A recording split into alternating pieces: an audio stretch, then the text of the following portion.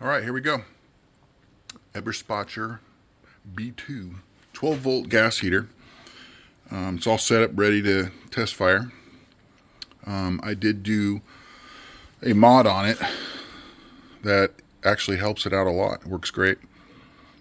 Typically, you will have a rod that goes up into the cabin right here. This goes up through the firewall up into the cabin, and you pull it.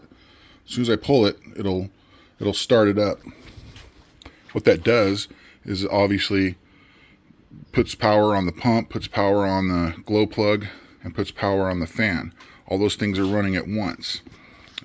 Major inherent problem with these guys is that they would take forever to start. So you start that process in like a minute and a half, a minute 45, 2 minutes and a half later, you're flooding this thing with gas, and it finally fires up and it belches smoke, and you know, people freak out and they're like, oh my God, it's taking forever to start up. Well, that's because it's drawing so much power. So at any given time, wherever the health is at in your battery, it's not giving it enough amps to do it all correctly. So quick fix was always to start the car and do it. Well, a lot of people wanted to sit in the car and start it up and that kind of thing. So starting the car is a great thing to do because it gives more power to the battery and it helps this thing fire up quicker.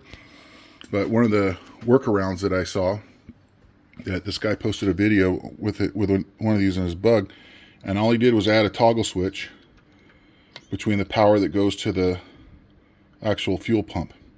So when you turn it on, the fuel pump is off.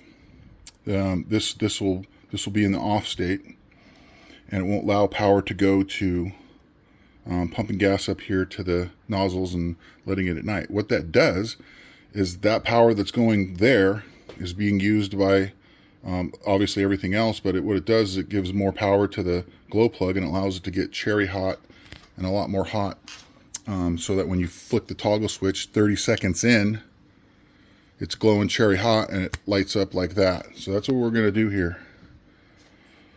So you're in the cabin, you start it up. We're going to let it go for 30 seconds. During that 30 seconds, like I said, there's more power going to the glow plug. It's allowing it to get cherry hot. We're about 10 seconds in now.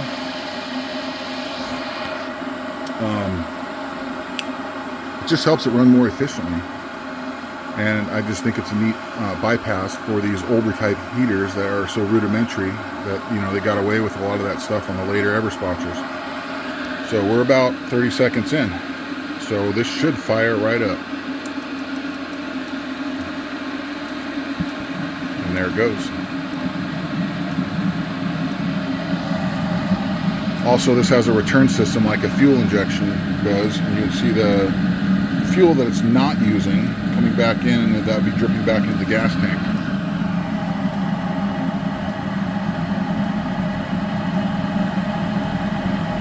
You'll hear the RPMs rise, and what that is it's clicking the micro switch in here. There it goes. So when it does that, clicks the micro switch like that.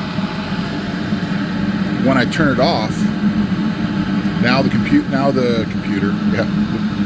analog, now the micro switch is in a state to where when I turn it off, it'll keep the heater running until it cools down the rod in here, and then it shuts off the micro switch.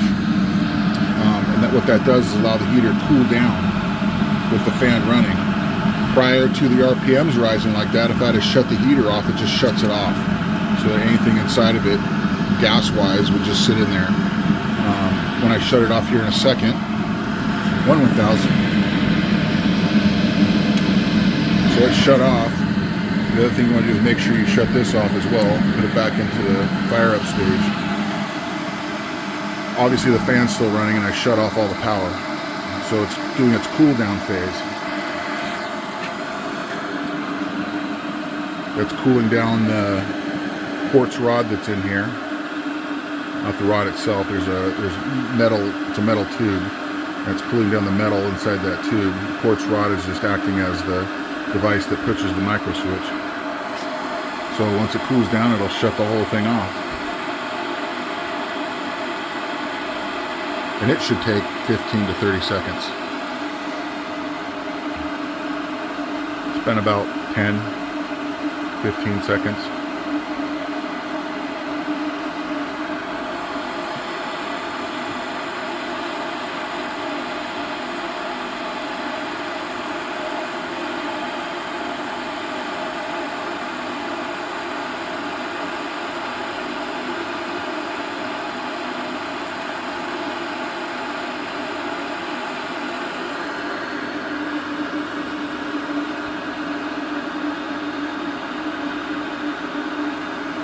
Anytime now.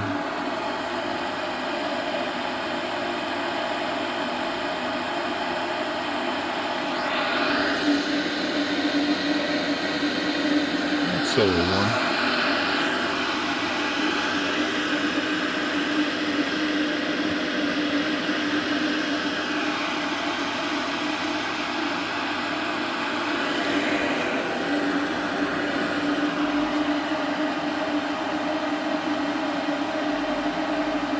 So we're about a minute in on cool down. And there we go. So it was about a minute 10, minute 15. But there you go. That's basically the full cycle on running this thing, getting it up to temperature and then running it back down. Like I said though, adding a toggle switch and interrupting the power that goes to the pump was a big deal. It just runs with a lot more confidence now. You're able to allow the glow plug to do its thing, to get super hot, and you know, because you're not going to know exactly where your battery's at. If it's at 100%, if it's at 80%, it's just enough to start the car, blah, blah, blah, blah. It's cold out, it's warm out. All that stuff affects the amps. And that toggle switch just helps it out a little bit. So, hope you enjoyed.